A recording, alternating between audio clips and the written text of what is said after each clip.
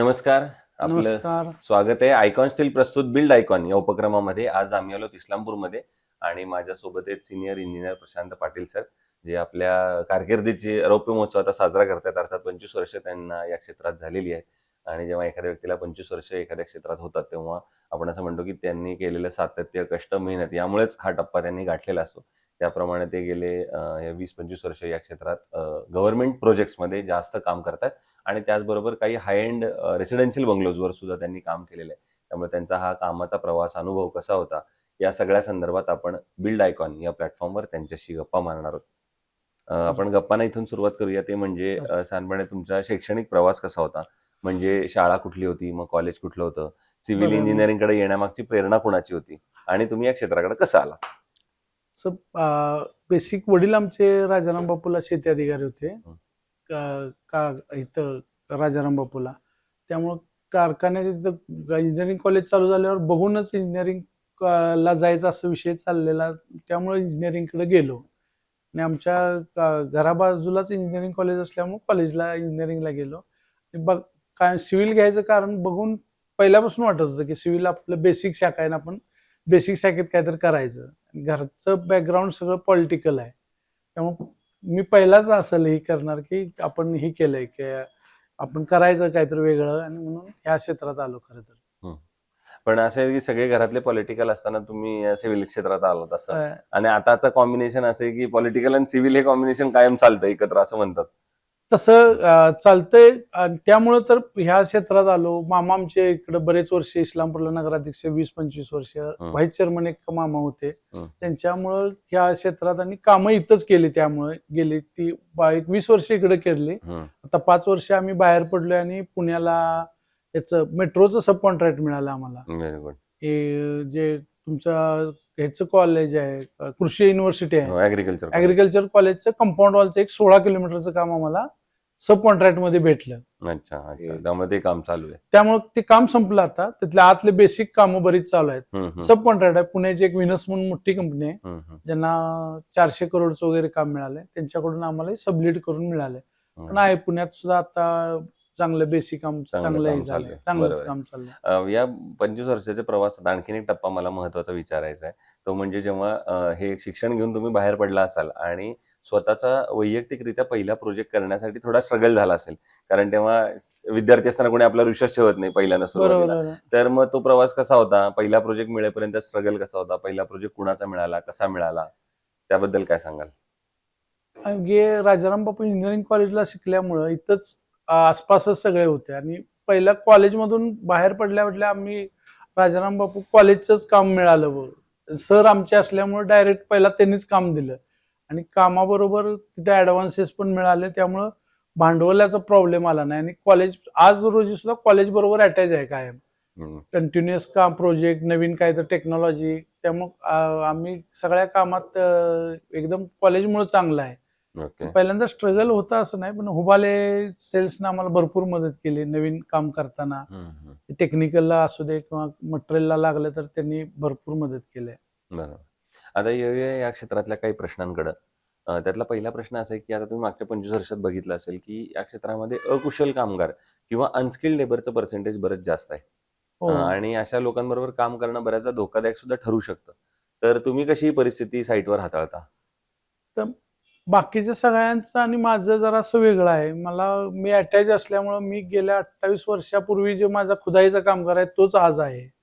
माझ्याकडे कामगार, दिवाणजी किंवा माझे लेबर आहेत, ते लेबर सहसा बदललेले नाही आहेत. कायम कंटिन्युअस तेच लेबर आहेत. आणखीन अगदी घरच्यासारखं वातावरण आहे माझ्याकडे आणि मला त्यामुळे प्रॉब्लेम कधीच आलेला नाही या क्षेत्रात काम करताना, की कामगार नाहीत, कामगार कमी आहेत, की गेल्यात, असं कधी झालं नाही. कारण ते एकदम फॅमिलियर आहेत माझ्याशी. हं. माझ्याकडे येऊन ड्रायव्हर पासून अगदी सगळ्या मुकदमपर्यंत सगळे आहेत. आणि मग आमच्याकडे अकाउंटंट एकदम चांगले आम्हाला मिळाल्यामुळं कामाला एकदम हे आहे. आणि मला कधीच लेबरचा प्रॉब्लेम नाही आलेला. ओके. बदललेच नाहीत लेबर. बरोबर, बरोबर. दुसरा आहे का तुम्ही मगाशी आपण गप्पा मारताना सांगितलं, की तुम्ही हाय एंड रेसिडेन्शियल बंगलोजवर पण काम करता. अशा हं, याच्यावर काम करताना प्लॅन ही फेज अतिशय महत्त्वाची असते सुरुवातीची. बरोबर. कारण त्याच्यानंतर त्याचं एक्झिक्युशन असतं. तर प्लॅन या स्टेजचं महत्त्व तुमच्या नजरेतून काय आणि तुम्ही कसं काम करता? बेसिक गोष्ट प्लॅन सगळ्यात महत्वाचा आहे. रेसिडेन्शियल बंगलोला तर प्लॅन आणखीन त्या म्हणजे ज्यांचा बंगलो आहे त्यांच्याशी कम्युनिकेशन एकदम गरजेची गोष्ट आहे. आणखीन प्लॅन नसला तर प्लॅनमुळेच एवढं चांगले प्रोजेक्ट करू शकलो. उल्हास पाटील म्हणून आर्किटेक्ट आहेत, त्यांच्याकडे काम केलं मी. एकदम बेस्ट काम आणि चांगली कामं केलेली आहेत. आणि मी जेव्हा 40 एक घरं बांधलेत, वा. त्या 40 मालक आज रोजी सुद्धा मला फोन करून विचारतात सिव्हिल मधलं काही काम असलं की. Very good. मी काम नाही करत त्यांच्याकडे, करू शकत नाही प्रसंगानं, पण तरी सुद्धा मला विचारल्याशिवाय कुठलं काम त्यांच्याकडे होत नाही सिव्हिलचं. होत नाही. Very good. आहे संबंध चांगलं ठेवले. संबंध चांगले ठेवलेत. हं. आणि माझं बेसिक गोष्ट आहे म्हणजे माझ्या लेबर बरोबर असेल किंवा हे आता सगळे सप्लायर आहेत, सगळ्यांच्या बरोबर कम्युनिकेशन एकदम चांगलं असल्यामुळे मला प्रॉब्लेम कधी वाटला नाही की काम करताना.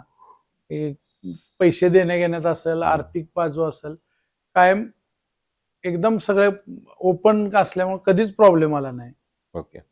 पुढचा प्रश्न असा आहे, आता गव्हर्नमेंटमध्ये तुम्ही बरेच काम केलेलं आहे. आता मेट्रोचा तर तुम्ही प्रोजेक्ट सांगितला किंवा आता ऍग्रिकल्चर कॉलेजच्या भिंती सांगितलं. अजून असे कुठले महत्वाचे प्रोजेक्ट आहेत ज्याच्यावर तुम्ही मागच्या काही वर्षांमध्ये काम केलेलं आहे? आम्ही रमाई हाऊसिंग म्हणून एक पायलट प्रोजेक्ट महाराष्ट्र शासनाचा होता, जो जयंत पाटील साहेब आमच्या इथले मिनिस्टर आहेत त्यांच्या थ्रू केला. हे पूर्ण एकही रुपया न देता गरीब लोकांना घरं द्यायचा प्रोजेक्ट एक केलाय. 222 घरं आम्ही दिलेले आहेत वा. त्या ह्याच्यात. आणि एकदम चांगला गव्हर्नमेंटचाच प्रोजेक्ट होता. त्याला गव्हर्नमेंटचे बरेच केल्यात, ISSDBचा मोठा 1-2 केल्यात कामं. आणि इस्लामपूरच्या नगरपालिकेचं स्मशानभूमी जेवढ्या इस्लामपुरात आहेत तेवढ्या सगळ्या मी केलेल्या आहेत. काय बोलता? हो. वा. आणि एकदम चांगले आहेत. स्मशानभूमीत फिरायला लोक जातात, अशा स्मशानभूमी आहेत इस्लामपूरच्या. क्या बात आहे. एकदम चांगल्या. म्हणजे एकदा तरी जाऊन या असं म्हणलं पाहिजे स्मशानभूमीत. असा नाही, ऍक्च्युली काय बेसिक इथं राजकारणात जयंत पाटील साहेब आहेत, एक विजय भाऊ म्हणून आमचे मामा होते नगराध्यक्ष बरेच वर्ष. त्यांचा व्ह्यू चांगला होता, एकदम डिसेंड करायचं काय करेल ते. त्यामुळे झालेत कामं एकदम भारी झाले तिथे इस्लामपूरचे. बरोबर. पुढचा आता प्रश्न या सगळ्यापेक्षा वेगळा आहे. जसं तुम्ही 25 वर्ष या क्षेत्रात काम करताय, एक क्षेत्र बदलताना बघितलंय, यातलं तंत्रज्ञान बदलताना बघितलंय, तसंच तुम्ही सांगली जिल्ह्याचा प्रवास पण एक बघितलेला आहे मागच्या 25 वर्षात. बरोबर. सांगली जिल्हा बदलताना बघितलाय तुम्ही. तर आता येणाऱ्या 10-15 वर्षात पुढच्या सांगली जिल्ह्याचा एक सर्वांगीण विकास जर आपल्याला साधायचा असेल तर एका इंजिनियर म्हणून त्यांच्या नजरेतून किंवा आपण म्हणू तुमचं एक विकासाचं विजन असं जर ठेवलं तर तुमच्या डोळ्यासमोर कुठली क्षेत्र येतात, कुठले सेक्टर येतात, ज्या सेक्टरवर आता काम करण्याची गरज आहे पुढच्या 10-15 वर्षात? आता बेसिक गोष्ट काय झालं, इथं रस्त्यांचं जाळं एवढं चांगलं पसरलं आता सांगली जिल्ह्यासाठी. आणि इंडस्ट्रीयल चांगलं आहे. आमचे किर्लोस्कर सारखे इथे कंपनी आहेत.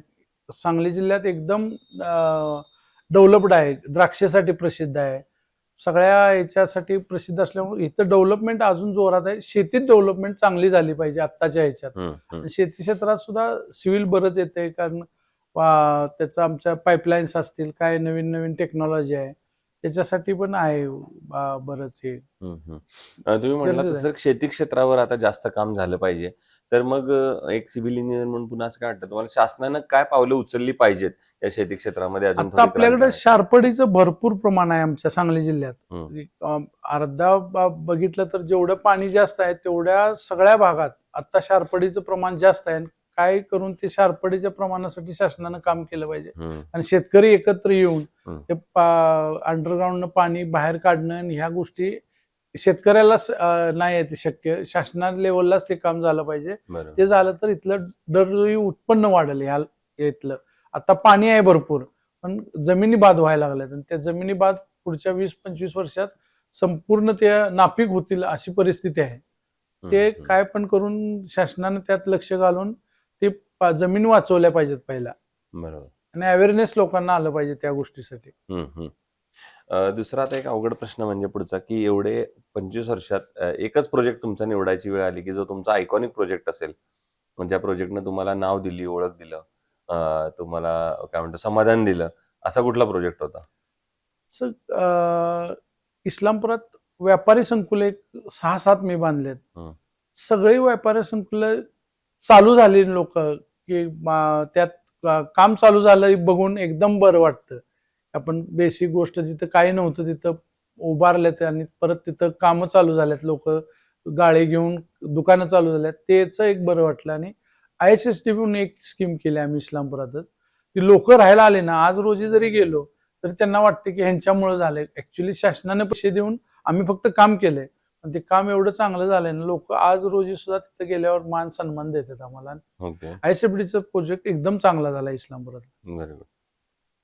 दुसरा तसं विचारणार होतो, कन्स्ट्रक्शन मध्ये जेव्हा स्टील निवडायची वेळ येते, तर तुम्ही काय पॅरामीटर्स त्याची बघता, काय गुणवैशिष्ट्य बघता त्याची आणि मग ठरवता की हे स्टील चांगलं आहे? आता स्टीलचं काय होतं, स्टील साईडवर आलं की कामगारांना सुटेबल व्यवस्थित कुठलं आहे, आणखीन स्ट्रेंथला कुठलं उतरतंय. मी कॉलेज बरोबर कंटिन्युअस संपर्कात आहे, राजाराम बापू कॉलेज बरोबर.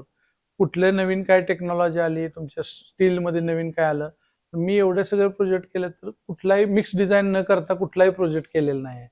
आणि सळीचं सुद्धा टेस्टिंग केल्याशिवाय नाही करत आम्ही काम. गव्हर्नमेंटला लागतंयच, पण आम्ही रेसिडेन्शियल प्रोजेक्टला सुद्धा टेस्ट करून घेतोच.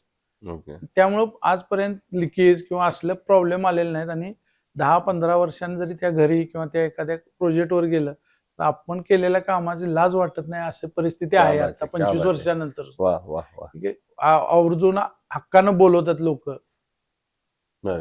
राजाराम बापूचे इरिगेशनचे 6 ऑफिसेस बांधल्यात. हे अगदी जाऊन बघायला पाहिजेत लोकांनी, अशी ऑफिसेस आहेत. बरोबर. दुसरं आयकॉन स्टील तर तुम्ही म्हणलात की तुम्ही वापरले बरंच यापूर्वी हो, सुद्धा. तर मग तुमचा कसा आहे प्रॉडक्ट म्हणून आणि सर्व्हिस म्हणून अनुभव? सर्व्हिस म्हणून आम्हाला काय झालं, हुबाल यांच्याकडून येतं. आणखीन आमच्या पहिल्यापासून त्यांचा संबंध असल्यामुळे आम्ही वजन करायला त्यांच्या दुकानात कधीही गेलेलो नाही. मी तर कधीच गेलेलो नाही. आणि आम्हाला वजनाकडनं पण त्यांच्या एवढं खात्री आहे की कधी असं आम्हाला कळतं, कधी स्लॅबमध्ये कळतं. स्लॅबचं आम्हाला अंदाज बरोबर असतोय. तर आम्ही बघितलंय वजनात कधीही फरक येत नाही. आणखीन एकदम चांगला आहे, कधी तक्रार आलेली नाही आम्हाला ह्या स्टीलची. ओके. आणि आता शेवटचा प्रश्न म्हणजे, या क्षेत्रात आता जे तरुण इंजिनियर्स येतात, पुढची पिढी येते, जनरेशन येते, फ्रेशर्स येतात, त्यांना तुम्ही एक सिनियर म्हणून, वडीलधारी व्यक्ती म्हणून काय यशाचा गुरुमंत्र द्याल? बेसिक गोष्ट आहे याच्यात, ह्या क्षेत्रात पैसे भरपूर लागतात आणि त्यासाठी फंड राईज करणं सगळ्यात महत्वाचं आहे. आणि पहिल्यापासून ते लक्षात पाहिजे आणि आपला खर्च नियंत्रित ठेवला पाहिजे नवीन असताना एकदम. कारण लक्षात येत नाही आपण काय करतो. 100 रुपये जरी आले आमच्याला कॉन्ट्रॅक्टर म्हणून, तर आमचे फक्त त्यातले 10-12 रुपये असतात. बाकी सगळे पैसे हे त्या प्रोजेक्टचे असतात, प्रोजेक्टमध्ये असतात. त्यामुळे नवीन लोकांनी येताना काळजीपूर्वक या क्षेत्रात यायला पाहिजे आणि फंड राईज केला पाहिजे स्वतःचा. बरोबर. तर हे होते senior engineer Prashant Patil sir, आणि त्यांनी सांगितलं त्याप्रमाणे या क्षेत्रात येताना भांडवलाची फार मोठ्या गरज आहे. ते भांडवल दोन्ही प्रकारचं आहे असं मला वाटतं. एक भांडवल जे पैशाचं असतं आणि दुसरं भांडवल जे कष्टाचं, मेहनतीचं, जिद्दीचं असतं, ते त्यांच्याकडे होतं आणि म्हणून इतके वर्ष हा प्रवास अतिशय सुखकर झाला. भविष्यात सुद्धा असेच आयकॉनिक प्रोजेक्टची निर्मिती आपल्या हातून घडावी, याच आयकॉन स्टील तर्फे मनपूर्वक शुभेच्छा. थँक्यू.